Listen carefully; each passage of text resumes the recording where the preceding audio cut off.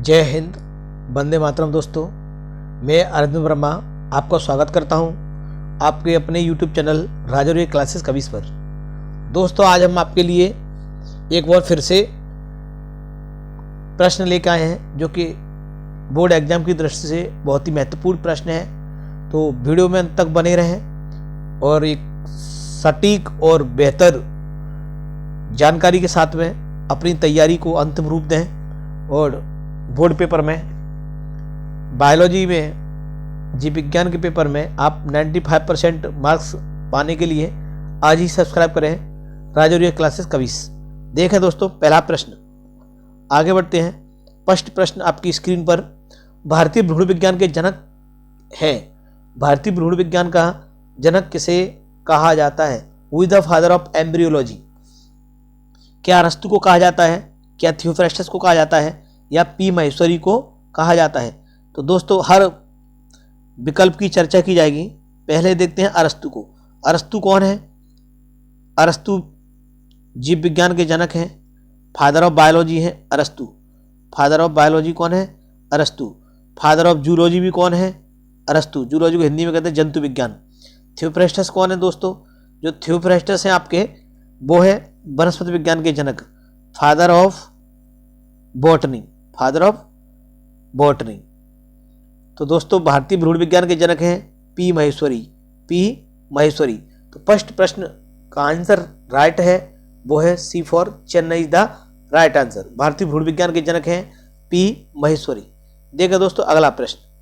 अगला प्रश्न है, आईवीएफ का पूरा नाम क्या है? आईवीएफ का पूरा नाम क्या है? Option number first A in vitro fertilization है, ह्यूमन इम्यूनो डिफिशियंसी है, इंडिगो बेलफिट है, या टेस्ट ट्यूब बेबी है। दोस्तों, आईवीएफ का जो पूरा नाम है वो है in vitro fertilization. In vitro fertilization दोस्तों, हिंदी में कहते हैं इसको पात्रे निषेचन। पात्रे निषेचन। पात्रे निषेचन कहते हैं हिंदी में। तो अब दोस्तों बात आती है कि पात्र निषेचन ये होता क्या है। तो दोस्तों सुने, यह बांझपन से पीड़ित व्यक्ति या जोड़े के लिए वरदान है। आईवीएफ के दौरान स्त्री के जो अंडे होते हैं, जो ओवरी से निकलते हैं, ओव्यूल्स, और पुरुष के जो स्पर्म होते हैं, उनको लैब में रखकर फर्टिलाइज करके भ्रूण का निर्माण किया जाता है। फिर भ्रूण को महिला के गर्भाशय में रख दिया जाता है, जिससे वो आसानी से मां बन सकती है। इसीलिए जो इन विट्रो फर्टिलाइजेशन है वो बांझ स्त्रियां, अर्थात जो स्त्रियां संतान उत्पन्न नहीं कर सकती, उनके लिए वरदान साबित होता है। तो आईवीएफ का जो पूरा नाम है इन विट्रो फर्टिलाइजेशन। आगे बढ़े दोस्तों, अगला प्रश्न। उत्तर प्रदेश का राज्य पक्षी है, क्या कबूतर है, क्या सारस है, या गौरैया है, या मोर है? दोस्तों, जो यूपी का राज्य पक्षी है वो है सारस। क्या है? सारस, या इसका नाम है क्रोच कहते हैं। क्या कहते हैं? क्रोच या क्रेन, या क्रेन, ये है इसका नाम। अगला देखें दोस्तों, अगला प्रश्न। विषाणु का आनुवंशिक पदार्थ होता है, जो वायरस होता है उसका आनुवंशिक पदार्थ होता है। तो दोस्तों, पहले तो यही बात आती है कि जो विषाणु है आपका, जो वायरस है, वायरस को डिस्कवर किसने किया था? वायरस को डिस्कवर किया था दोस्तों, डिस्कवर्ड बाई इवानोवस्की। इवानोवस्की ने इसकी खोज की थी। अब बात आती है कि विषाणु का जो आनुवंशिक पदार्थ है वो क्या है? तो डीएनए अथवा आरएनए है, केवल डीएनए है, केवल आरएनए। तो जो विषाणु का आनुवंशिक पदार्थ है वो है डीएनए व आरएनए दोनों। डीएनए व आरएनए दोनों। अगला प्रश्न देखें दोस्तों। अगला प्रश्न बहुत ही इंपॉर्टेंट प्रश्न है। कौन सा प्राथमिक प्रदूषक है? प्राथमिक प्रदूषक है वो क्या है? क्या SO2 है, सल्फर डाइऑक्साइड कहते हैं जिसको, या CO है, कार्बन मोनोऑक्साइड, या NO2 है, नाइट्रस ऑक्साइड? तो ये आपका जो CO है इसको कहते हैं कार्बन मोनोऑक्साइड।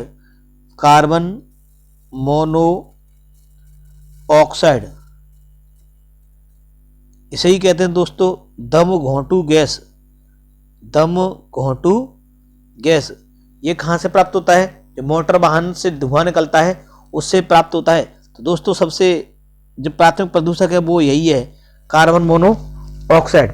इसीलिए जितने भी वाहन है सीएनजी किए जा रहे हैं, बैटरी वाले इलेक्ट्रिक वाहन आ रहे हैं, जिससे हमारा वायु प्रदूषित न हो सके। इसीलिए दोस्तों इसका राइट आंसर है CO, कार्बन मोनोऑक्साइड, जो क्या है, प्राथमिक प्रदूषक है। नेक्स्ट क्वेश्चन दोस्तों, भारत में हरित क्रांति के जनक हैं, भारत में हरित क्रांति के जनक हैं क्या डॉक्टर नॉर्मन बोरलॉग हैं, या डॉक्टर MS स्वामीनाथन हैं, या डॉक्टर वर्गीज कुरियन हैं? दोस्तों ये प्रश्न आपको पता होगा, भारत में जो हरित क्रांति के जनक हैं वो है doctor MS Swaminathan, doctor MS Swaminathan. लेकिन दोस्तों अब ये दो क्वेश्चन पे और विचार करते हैं कि जो डॉक्टर नॉर्मन बोरलॉग हैं वो कौन है? ये भारत जो विश्व है, विश्व में श्वेत क्रांति के जनक हैं। विश्व में श्वेत क्रांति, जो दुग्ध क्रांति है, श्वेत क्रांति के जनक विश्व में है वो है डॉक्टर नॉर्मन बोरलॉग। और जो भारत में श्वेत क्रांति के जनक हैं इन इंडिया, भारत में, वो है डॉक्टर वर्गीज कुरियन। भारत में जो श्वेत क्रांति के जनक हैं वो है डॉक्टर वर्गीज कुरियन। तो दोस्तों इसका राइट आंसर है B for Bombay is the right answer, doctor MS Swaminathan. आगे बढ़ते हैं, कौन सा रोग विषाणु द्वारा उत्पन्न नहीं होता? इनमें से कौन सा रोग है जो विषाणु द्वारा उत्पन्न होता है, या ऐसा कौन सा रोग है जो विषाणु द्वारा उत्पन्न नहीं होता है? दोस्तों नहीं पूछा है हमें, तो पहले ऐसे क्वेश्चंस में आप अधिकतर स्टूडेंट खो जाते हैं, इसीलिए ध्यान रखिए जब भी क्वेश्चन आता है तो पहले नहीं को अंडरलाइन करें या घेरे में बंद कर लें, जिससे आपको पता लग जाए कि इसमें नहीं पूछा है। क्या पूछा है? नहीं तो हम जैसे ही पोलियो देखेंगे, एड्स देखेंगे, आंख मीच के लगा देंगे सब। इसमें एक ऑप्शन और होता तो फिर लगा देते, उपयुक्त तो सभी वाला ऑप्शन होता तो सब उसी को लगाते। दोस्तों जो पोलियो है वो कैसे होता है? तो दोस्तों पोलियो होता है वायरस से। कौन से वायरस से होता है दोस्तों? इसकी वायरस का नाम है एंटीरो वायरस। Antero virus. जो एड्स होता है HIV से होता है। एड्स कैसे होता है? HIV से। बात आती है एड्स दिवस कब मनाया जाता है? 1 दिसंबर को। 1 दिसंबर को क्या मनाया जाता है? एड्स दिवस मनाया जाता है। 1 दिसंबर को एड्स दिवस मनाया जाता है। एड्स का फुल फॉर्म क्या होता है दोस्तों? Acquired immuno deficiency syndrome. Acquired immuno deficiency syndrome. ये कॉज कैसे होता है? HIV जो वायरस होता है उससे होता है। HIV फुल फॉर्म क्या होती है? Human immuno deficiency virus. Human immuno deficiency virus. जुकाम किससे होता है दोस्तों? जुकाम भी होता है वायरस से। राइनो वायरस होता है, उससे जुकाम होता है, राइनो वायरस। इसका एक ऑप्शन बचा टीबी। टीबी क्या है? जो टीबी है दोस्तों वो जीवाणु से होता है। किससे होता है? जीवाणु से होता है। बैक्टीरिया द्वारा उत्पन्न है रोग है। अब ये कौन से बैक्टीरिया से होता है? जो इसके बैक्टीरिया का नाम है Mycobacterium tuberculosis. Mycobacterium tuberculosis. Mycobacterium tuberculosis नामक जीवाणु से टीबी उत्पन्न होता है रोग। आगे देखें दोस्तों, अगला प्रश्न है संक्रामक रोग कौन सा नहीं है? संक्रामक रोग कौन सा नहीं है? आगे तो हमें दोस्तों यही देखना है कि जो रोग होते हैं वो कितने प्रकार के होते हैं। तो जो रोग होते हैं वो 2 प्रकार के होते हैं। एक संक्रामक रोग होते हैं, एक असंक्रामक रोग होते हैं। रोग का कौन करता है? निर्धारण कौन करता है रोगों का? जैसे महामारी घोषित करनी होती है तो कौन करता है? महामारी किसी बीमारी को घोषित करना होता है। जैसे कोरोना को बनाया गया तो किसने किया था? वो किया था WHO ने। दोस्तों WHO क्या है? विश्व स्वास्थ्य संगठन, वर्ल्ड हेल्थ ऑर्गेनाइजेशन। विश्व स्वास्थ्य संगठन। दोस्तों विश्व स्वास्थ्य दिवस कब मनाया जाता है? 7 अप्रैल को मनाया जाता है। 7 अप्रैल को विश्व स्वास्थ्य संगठन दिवस मनाया जाता है। 7 अप्रैल को विश्व स्वास्थ्य संगठन दिवस मनाया जाता है। अब देखते हैं दोस्तों संक्रामक रोग कौन सा नहीं है। क्या निमोनिया नहीं है? क्या टाइफाइड नहीं है? या कैंसर नहीं है? जुकाम नहीं है? तो दोस्तों संक्रामक रोग जो एक व्यक्ति से दूसरे व्यक्ति में संचरित नहीं होता है। तो जो कैंसर होता है वो यहाँ पे असंक्रामक रोग है। कैंसर कैसा है? असंक्रामक रोग है। कैंसर का अध्ययन कौन सी विज्ञान में किया जाता है? ऑन्कोलॉजी में किया जाता है। लॉजी या अर्बुद विज्ञान, इसमें कैंसर का अध्ययन किया जाता है। कैंसर होता क्या है दोस्तों, किसी कोशिका के असमान तरीके से बढ़ने से जो बीमारी उत्पन्न होती है उसको कैंसर कहते हैं। अब इन जो क्वेश्चंस, इन जो विकल्प बचे हैं इन पर भी चर्चा करते हैं दोस्तों। जो निमोनिया है वो यदि संक्रामक रोग है, अब बात आती है होता किससे है। जो आपका निमोनिया है वो किससे होता है दोस्तों, निमोनिया का एक जीवाणु है स्ट्रेप्टोकोकस निमोनी, स्ट्रेप्टोकोकस निमोनी, वहां से आपका निमोनिया होता है।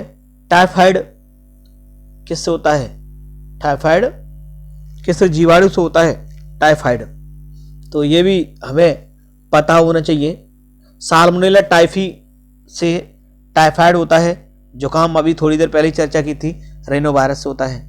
आगे देखें दोस्तों नेक्स्ट क्वेश्चन। अगला प्रश्न है डीएनए में पाई जाने वाली न्यूक्लियोटाइड इकाइयों के नाम बताओ। डीएनए में जो न्यूक्लियोटाइड इकाई पाई जाती है, अर्थात जो डीएनए में जो क्षार पाए जाते हैं, चाहे वो प्यूरिन हो या पिरिमिडीन हो, दोनों प्रकार के क्षारों के बारे में पूछा गया हमसे। तो क्या एडेनिन पाया जाता है, क्या थाइमिन पाया जाता है, या ग्वानिन पाया जाता है, या साइटोसिन पाया जाता है, या सभी पाए जाते हैं। तो दोस्तों इसका राइट आंसर है सभी, सभी पाए जाते हैं। इसको आपको एक ट्रिक याद रखनी है, आया था चला गया, आया था चला गया। ए से हो जाएगा आपका एडेनिन, टी से हो जाएगा थाइमिन, सी से हो जाएगा साइटोसिन, जी से हो जाएगा ग्वानिन। आया था चला गया। अब बात आती है दोस्तों जो आरएनए होता है, पहले डीएनए की फुल फॉर्म देखें, deoxy ribonucleic acid, deoxy ribonucleic अम्ल। जो डीएनए का कितने हेलिक्स का बना होता है, 2 हेलिक्स का बना होता है। डीएनए मॉडल प्रस्तुत किसने किया था, वाटसन एवं क्रिक ने किया था, वाटसन एवं क्रिक ने किया था। आरएनए का फुल फॉर्म क्या होता है, राइबोज न्यूक्लिक अम्ल, राइबोज न्यूक्लिक अम्ल। जो आरएनए होता है उसमें थाइमिन के स्थान पर यूरेसिल क्षार पाया जाता है, यूरेसिल क्षार पाया जाता है, बाकी के सब होते हैं। तो जो आरएनए में जो क्षार पाए जाते हैं उसकी ट्रिक है आंटी उंगली चाटो जी, आंटी उंगली चाटो जी। आंटी से बनेगा आपका एडेनिन, उंगली से बनेगा यूरेसिल, सी से साइटोसिन, जी से ग्वानिन, जी से ग्वानिन। देखा दोस्तों अगला प्रश्न। अगला प्रश्न है आनुवांशिकी के जनक कौन है, आनुवांशिकी के जनक कौन है, जेनेटिक्स के जनक बताने। Who is the father of genetics, who is the father of genetics के जनक पूछे हैं। तो बात आती है दोस्तों जो जेनेटिक्स टर्म दिया था सबसे पहले किसने दिया था, तो जब डब्ल्यू बेटसन ने टर्म दिया था, जो जेनेटिक्स टर्म है आनुवांशिकी शब्द है वो फर्स्ट ऑफ ऑल दिया था डब्ल्यू बेटसन ने। दोस्तों स्ट्रॉसबर्गर ने क्या किया था, स्ट्रॉसबर्गर ने जो गुणसूत्र है क्रोमोसोम्स, गुणसूत्र की खोज की थी। और जो गुणसूत्र टर्म दिया था वो दिया था वाल्डेयर ने। किसने दिया था दोस्तों, वाल्डेयर ने दिया था। आनुवांशिकी के जनक कौन है सब जानते होंगे, Gregor John Mendel, Gregor John Mendel. इन्होंने अपना प्रयोग काय पे किया था, मटर के पौधे पर। दोस्तों मटर का वैज्ञानिक नाम क्या है, पाइसम सटाइवम, पाइसम सटाइवम। इसमें पाइसम क्या है, जीनस है, सटाइवम इसकी स्पीसीज है, सटाइवम क्या है, स्पीसीज है। दोस्तों मेंडल ने आनुवांशिकी के प्रयोग करने के लिए जो मटर के पौधे को चुना, तो क्वेश्चन आता है मटर के पौधे के कितने लक्षणों का अध्ययन किया मेंडल ने, तो 7 का किया था। कितने लक्षणों का, 7 लक्षणों का। तो दोस्तों इसका राइट आंसर हो जाएगा आनुवांशिकी के जनक हैं ग्रेगर जॉन मेंडल। एक और इस पर चर्चा करते हैं, जीन। डीएनए के जो छोटे छोटे खंड होते हैं, डीएनए के जो छोटे छोटे खंड होते हैं इनको जीन कहते हैं। तो दोस्तों जीन है क्या, जीन है क्या, जीन वंशागति या आनुवांशिकी की इकाई कहते हैं। जीन क्या है, वंशागति या आनुवांशिकी की इकाई है जीन। आगे देखें दोस्तों अगला प्रश्न। अगला प्रश्न है मनुष्य में कितने गुणसूत्र होते हैं, मनुष्य में कितने गुणसूत्र होते हैं। क्या XY व XX होते हैं, क्या 44 होते हैं, क्या XX होते हैं, या 46 होते हैं। तो दोस्तों देखें पहले देखते हैं XY व XX होते तो यही है, लेकिन इनको बोलते हैं लिंग गुणसूत्र। क्या बोलते हैं, लिंग गुणसूत्र बोलते हैं, लिंग गुणसूत्र बोलते हैं। क्या बोलते हैं दोस्तों, लिंग गुणसूत्र बोलते हैं। जो 44 है ये ऑटोसोम्स है, क्या है, ऑटोसोम्स है, या इनको 22 जोड़ी भी बोला जाता है, 22 जोड़ी भी बोला जाता है।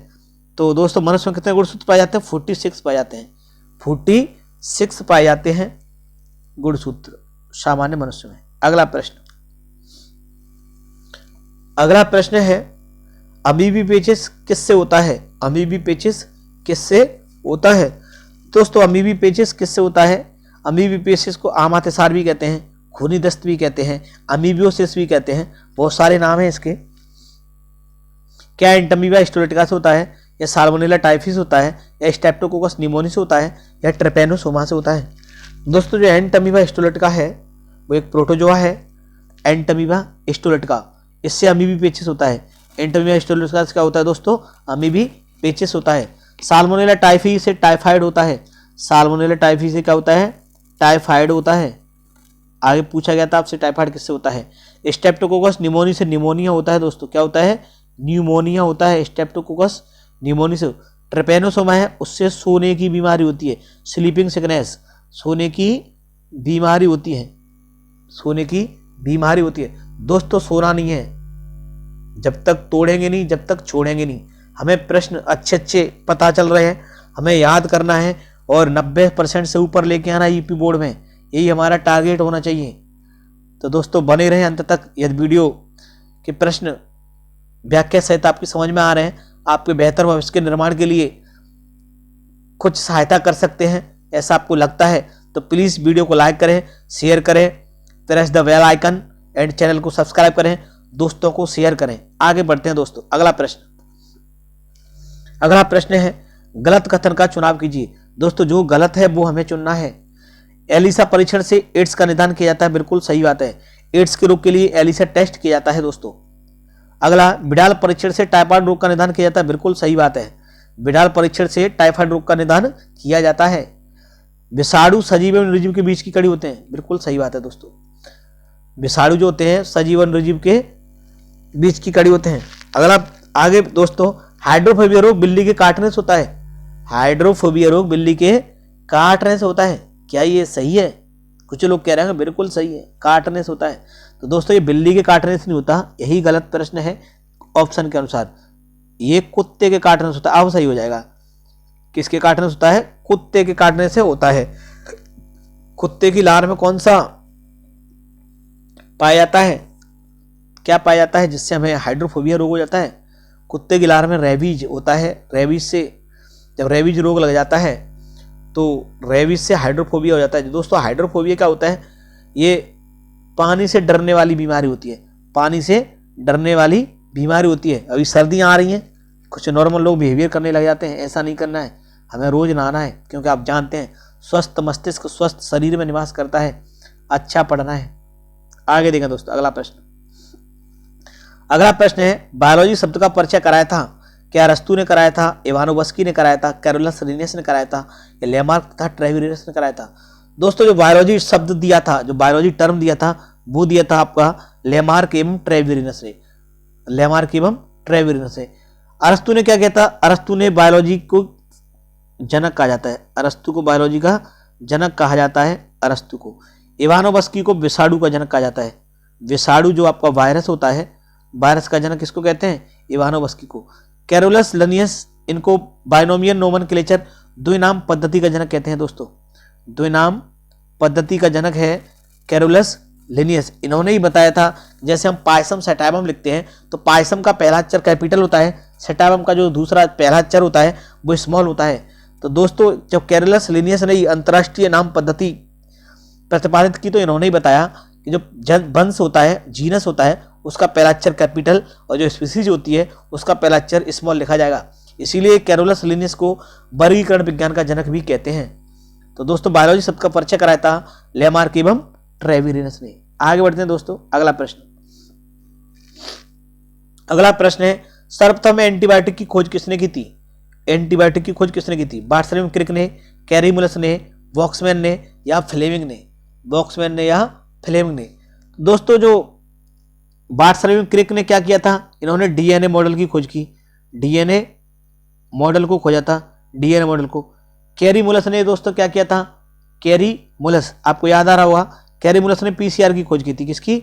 PCR, polymerase chain reaction. Polymerase chain reaction, very very most important प्रश्न।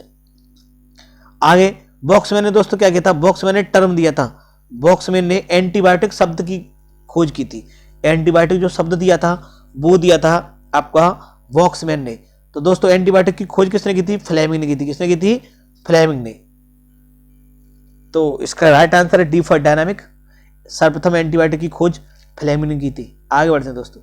अगला प्रश्न है कैंसर है अनियंत्रित समसूत्री विभाजन होता है या अनियंत्रित अर्धसूत्री विभाजन होता है या ए और बी दोनों होते हैं। तो दोस्तों कैंसर कैसा है? एक असंक्रामक रोग है। कैंसर कैसा है? असंक्रामक रोग है, एक व्यक्ति से दूसरे रूप में नहीं फैलता। कैंसर का अध्ययन किसमें किया जाता है? ऑन्कोलॉजी में किया जाता है। किसमें किया जाता है? ऑन्कोलॉजी में किया जाता है। तो कैंसर में जो असीमित कोशिकाओं की वृद्धि हो जाती है, असीमित तरीके से किसी कोशिका बढ़ जाना कैंसर कहलाता है। दोस्तों इसका राइट आंसर है ए फॉर अमेरिका। अनियंत्रित समसूत्री विभाजन होता है कैंसर। आगे बढ़ते हैं दोस्तों। अगला प्रश्न है निम्नलिखित में से कौन से मनुष्य में लिंग निर्धारण के संबंध में सही है? लिंग निर्धारण क्रोमोसोम्स द्वारा होता है, क्या ये बात सही है? या आपका बोला गया है 22 प्लस XY मादा व 22 प्लस XY नर होता है, 21 22 XO या 22 बायो। तो दोस्तों इनमें से कौन सा प्रश्न सही है? लिंग निर्धारण क्रोमोसोम्स द्वारा होता है, बिल्कुल सही बात है दोस्तों। अब 46 जोड़ी होते हैं, जो 22 ऑटोसोम्स हैं प्लस XX मादा है। दोस्तों ये मादा का साइन होता है और जो ये वाला साइन होता है वो नर का होता है। तो इसका राइट आंसर हो जाएगा A for America is the right answer. आगे देखें दोस्तों। प्रश्न दोस्तों यहीं तक है। अब वीडियो आपको पसंद आई हो तो दोस्तों को लाइक करें, शेयर करें, अपने फ्रेंड्स को भेजें, ग्रुप पे शेयर करें, जिससे अधिक से अधिक विद्यार्थियों तक इस वीडियो का लाभ पहुंच सके। और यदि आप वीडियो में अंत तक आए हैं तो प्लीज़ इस क्वेश्चन का जवाब जरूर दें कि आप कितना सीख पाए हैं। बायोलॉजी शब्द का परिचय किसने कराया था? उम्मीद है जितना आप लिखेंगे उतना आपको याद होगा। तो चारों विकल्प के बारे में बताएं। अरस्तु को क्या कहते हैं? इवानोव्स्की ने क्या किया था? कैरोलस लिनियस ने क्या किया था? लेमार्क ट्रेवियस ने क्या किया था? तो thank you for watching. Thank you दोस्तों। शुभ रात्रि।